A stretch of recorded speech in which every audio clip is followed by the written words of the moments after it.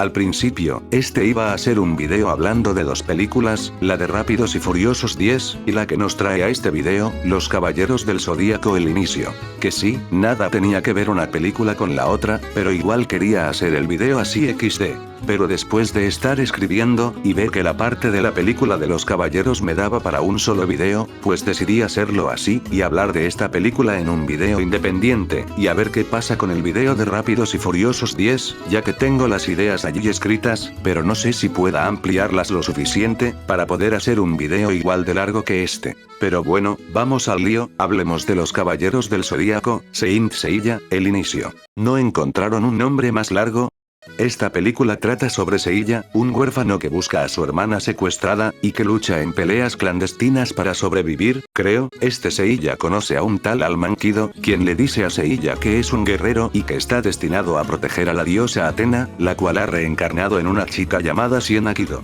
Esta chica está siendo perseguida por Gurad y su ejército, que quieren desvivirla, debido a que hay una antigua profecía, que dice que ella traerá el caos y la destrucción a este mundo, o algo así. La verdad, hace tiempo que la vi, y no me acuerdo muy bien de todo XD. Para hablarles de la película, primero tengo que hablarles de mis expectativas antes de verla. Pues bueno, cuando salió el primer tráiler, la verdad es que mi primera reacción fue, wow, qué épico. Porque esto se ve como algo de bajísimo presupuesto.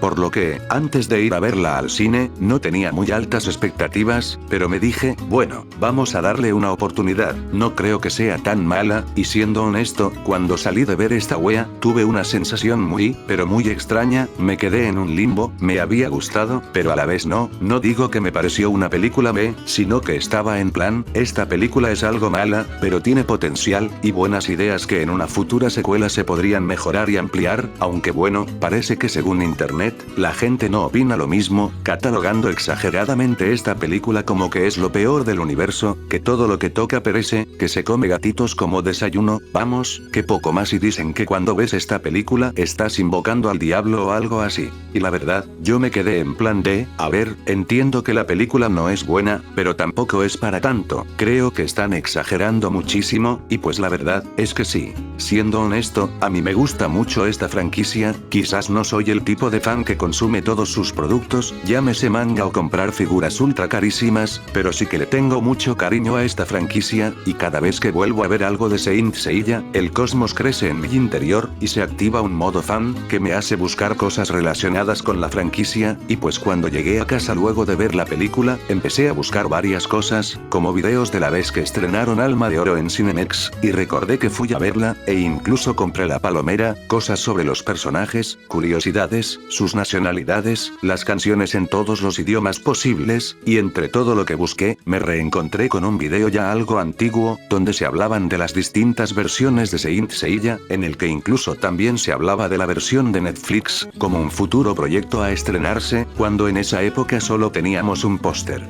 Y fue allí, cuando mi mente hizo clic, y entendí cuál es el problema con esta película, y por qué tantas personas están tildando este filme como la mayor basura hecha en el universo universal. Bueno, todo tiene que ver con algo que podemos ver en otros productos, como es el caso de los live action de Disney, o incluso las películas basadas en videojuegos. Y es que muchos ven esta película, con la premisa de, que tan fiel es al material original, o en este caso que tan fiel es al anime, y la película de hecho no busca eso, en realidad, busca ser más como una reinterpretación, por así decirlo, y no trata de ser muy similar al anime o al manga. Esto principalmente, tiene que ver con cómo Masami Kurumada, el creador de Saint Seiya, trata esta franquicia, dicho de una forma simple, cuando Kurumada cede los derechos de Saint Seiya, para que otros autores hagan un trabajo basado en su franquicia, en cierta forma busca que ellos hagan su propia versión, y no tanto que emulen lo que está haciendo él con su manga, aunque claro, Kurumada debe pedir que se mantengan ciertas cosas claves y eso.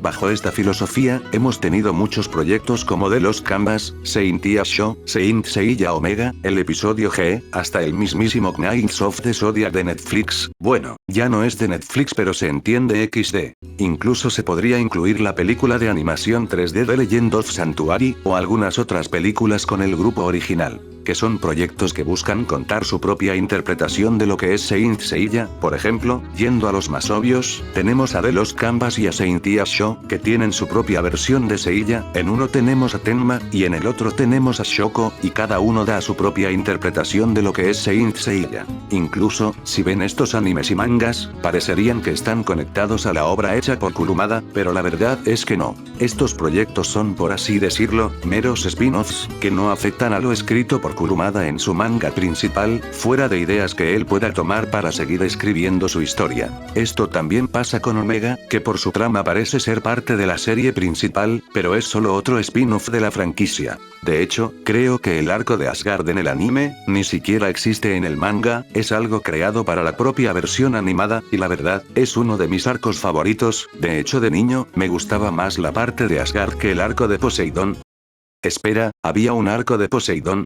Y eso sin contar, los audiolibros, o las novelas literarias, y sepa que tantas cosas haya allí afuera XD. Véanlo así, todas estas versiones, son como los múltiples Spider-Man de otras dimensiones, algunos ni siquiera son Peter Parker en sí, y no vivieron los mismos eventos que el Spider-Man principal, aunque comparten algunas cosas entre sí. Viéndolo bajo esta idea, el live action no busca tanto ser igual al anime, y digo el anime, porque siento que muchos, solo están comparando esta película con la versión animada, ya ni siquiera con el manga que es el original XD, pero pues bueno, viéndolo así, la película ya toma otra forma, y de hecho aparte de lo confundido que salí al ver esta película, también empecé a analizar lo que había visto, y noté que se habían tomado varias ideas de otros proyectos de Saint Seiya, o sea, como que no se basaron en una sola cosa para crear la película. Cosas como que las armaduras tengan esta protección en la boca a lo Optimus Prime, pues es similar a lo que pasa en The Legend of Sanctuary, que a su vez, el hecho de que se lleven estos amuletos en lugar de la caja esa enorme, pues también creo que viene de allí. La armadura de Seiya es similar en colores a la vista en The Lost Canvas, creo. Obviamente algunas cosas están basadas en el manga de Kurumada, como es el caso de Nero/Iki siendo un antagonista, algunas otras cosas como el tema este de los soldados, y una empresa que quiere replicar ese poder, está basado en la versión de Netflix, y al menos estas son las cosas que recuerdo haber visto. Si nos vamos al tema de la esencia, pues ciertamente, si bien esta película no la tiene todo el rato, pues sí que tiene algo de esa esencia seinseiera, por así decirle. Las escenas finales donde Seiya pelea con Nero, y donde trata de evitar que Athena destruya todo, pues capturan esos momentos donde Seiya supera sus límites, a pesar de que sabe que no puede ganar, porque el enemigo es más fuerte que él, y a pesar de que cae muchas veces, siempre se vuelve a levantar. Jeje, sentí que estaba citando la introducción de Spider-Man Un Nuevo Universo, cuando Peter explica lo que es ser Spider-Man. Bueno, dejando claro, que esta película no trata de ser fiel al manga/anime, vamos a lo que es la película en sí, las cosas buenas y malas que tiene. Pues bien, tengo que decir que las escenas de peleas son bastante buenas, las coreografías están bien logradas, sobre todo esa pelea de Mailot, la verdad, me gustó mucho su pelea contra los soldados de Gura, la forma en que usan la comedia, los movimientos de cámara y la cámara lenta, vamos, todo es muy bueno, sin duda es la mejor pelea de toda la película XD. Mailot, para el que no lo ubique, vendría a ser la contraparte de Tatsumi. Me gustó la relación entre Alman y Gurat con Siena, ya que por ejemplo en el anime, o en The Legend of Sanctuary, pues no es como que viéramos mucho de esa relación padre e hija, debido a que en las historias de estos dos proyectos, pues Mitsumasa Kido ya está muerto, por lo que ver un poco de esa relación padre e hija que tienen, pues ayuda a que entiendas por qué Alman protege tanto a la chica, y confía en que no destruirá el mundo, o que causará una guerra santa.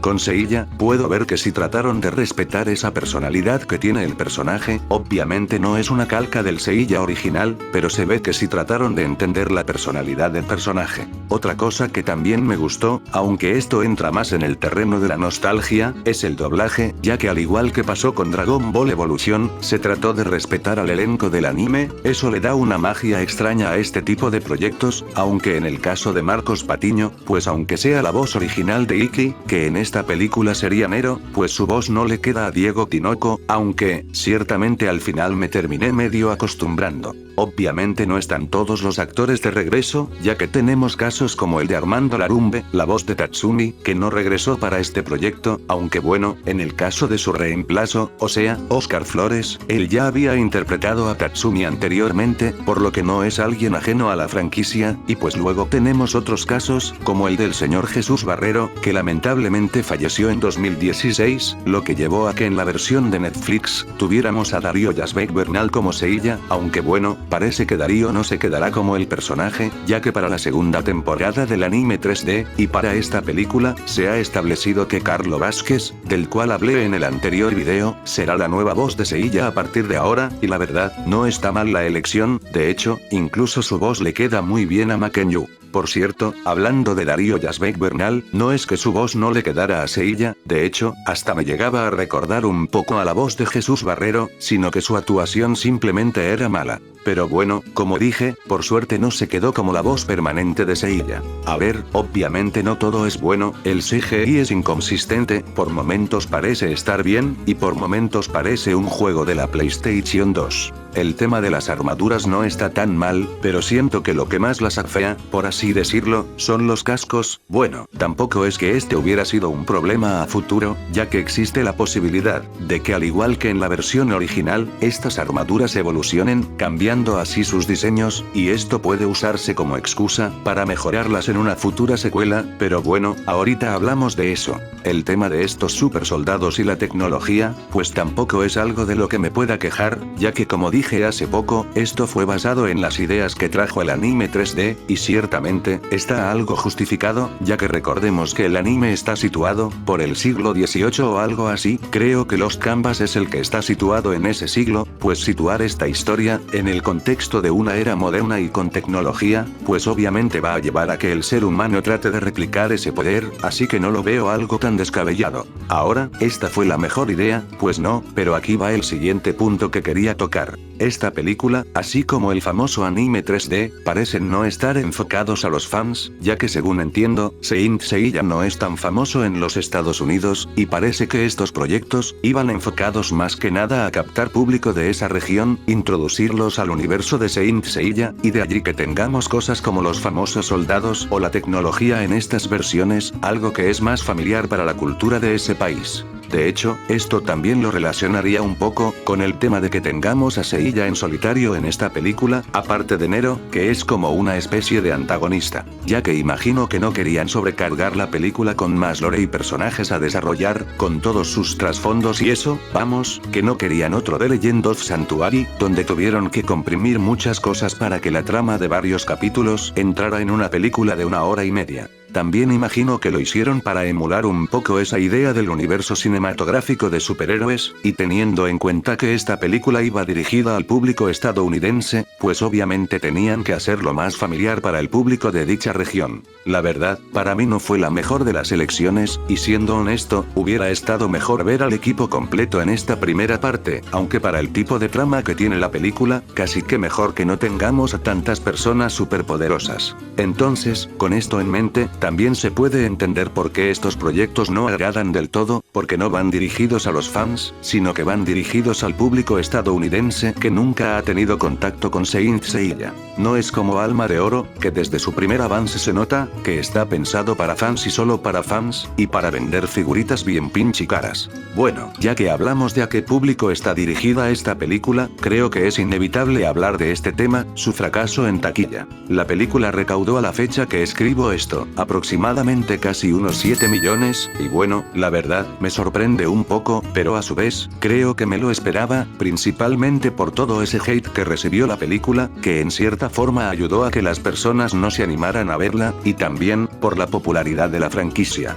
Fuera del caso de los Estados Unidos, Saint Seiya parece tener una buena popularidad, digo, por ejemplo acá en México, los fans le hicieron un mural con todos los personajes de la serie principal, e incluso un juego de esta franquicia, fue doblado al español antes que uno de Dragon Ball, que es una franquicia más popular que Saint Seiya, pero a pesar de eso, parece que esa popularidad no se ve reflejada en los ingresos que genera la franquicia en general, ya sea en las películas, los animes, los juguetes, etc., y parece que esto no solo pasa fuera de Japón. Para entender a lo que me refiero, tenemos que ver varios ejemplos. Casos como el de The Legend of Sanctuary, que aunque tenga mejores números que esta reciente película, siguen siendo números muy bajos, y ni hablemos de cómo le fue en Japón, que en México y Brasil generó un poco más que en su país de origen, siendo China, el lugar donde más generó esta película, y luego tenemos casos como lo que pasó en mi estado, que pues esta película no duró mucho en las salas de cine, creo que solo estuvo una semana disponible, al igual que pasó con Alma de Oro, que si mal no recuerdo, estuvo 2 fines de semana, aunque ese es otro caso. Y hablando de esa serie, acá en México, tenemos el caso de que ya se había grabado un doblaje completo de Alma de Oro, pero ese mismo, estuvo enlatado por mucho tiempo, hasta que Cinemex se animó a sacar todo el anime completo en sus cines por tiempo limitado, y nuevamente permaneció enlatado, hasta la reciente llegada de la serie al Canal 5 de México, y posteriormente a Azteca 7. Otro caso bastante llamativo, es el de la obertura del cielo, que fue un fracaso en Japón, y tengamos en cuenta, que este fue un proyecto muy ambicioso, el cual parece que se iba a usar de base para continuar los eventos de la saga de Hades, e incluso iba a servir de base para continuar el manga, algo así como lo que creo que fue la batalla de los dioses para Dragon Ball, que después se adaptó en Super y luego salió en el manga. Teniendo todo esto en cuenta, no me sorprende tanto que haya fracasado, aunque la verdad, me esperaba mejores números que los que obtuvo, y saben lo curioso, esta película, a nivel global, fue más taquillera en México, o sea, poco más de 1 millón de estos 7 millones de dólares que recaudó la película, son gracias a México, hasta me siento un poco orgulloso de eso XD.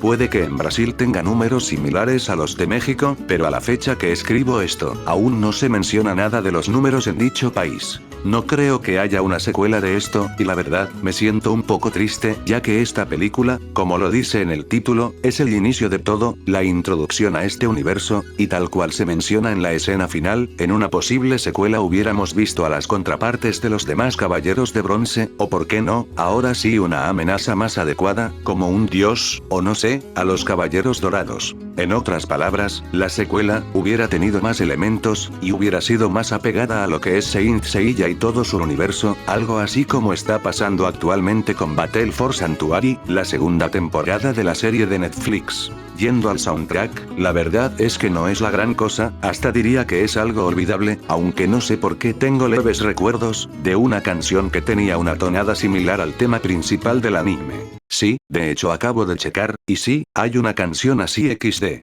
Pero bueno, para resumir, no me parece una mala película, ni una mala adaptación en sí, la veo como una introducción al universo de Saint Seiya, una introducción no tan bien lograda. Diría que es una película decente tirando a mala, no es la película que acabará con la humanidad, ni tampoco la pondría al nivel de Dragon Ball Evolution, porque aquí, al menos sí parece que hay más conceptos del universo de Saint Seiya, a diferencia de lo que pasó con la película de Dragon Ball. La película tiene escenas de acción bastante bien logradas, con buenas coreografías, aunque el CGI es muy inestable, a veces pareciendo un juego de PS2, y el soundtrack es medio olvidable. ¿La recomiendo? Pues sí, pero a la vez no, ya que como dije, por todo ese hate que recibió la película, pues puede llegar a afectar tu percepción de la misma, e incluso como dije, esto afectó mucho a su taquilla. Es difícil recomendarla, la verdad, no es una película para fans, así que no diría que si eres muy fan pues seguro te gustará, es una película pensada para un público muy específico, que a su vez, quería servir como una introducción a la franquicia para dicho público. Pero bueno, con eso terminamos otro video de opiniones, recuerden que pueden dejar sus pensamientos sobre lo expuesto en este video, así como comentar si ustedes ya vieron esta película, díganme qué les pareció, o si de alguna forma los animé a verla, o si les cambié su perspectiva de la película, o lo que sea XD. Recuerden que todo tipo de interacción, ya sea darle like, comentar, o suscribirte, me ayuda mucho para que este canal crezca más. También, recuerden que pueden seguirme en mis redes sociales, así como en Discord, y mi canal principal, donde hablo del mono azul de los pelos parados, código Sonic 5121 en Fortnite, sin más que decir Orly se despide. Bye. Por cierto, cuando estaba viendo la película, me pareció chistoso, como al Nero, a mitad de la batalla final, Athena lo saca literalmente volando de la trama, y regresa al final como de, así es güey, sigo vivo y volveré en la secuela. Lo más triste de esto, es que como dije, parece que no habrá secuela.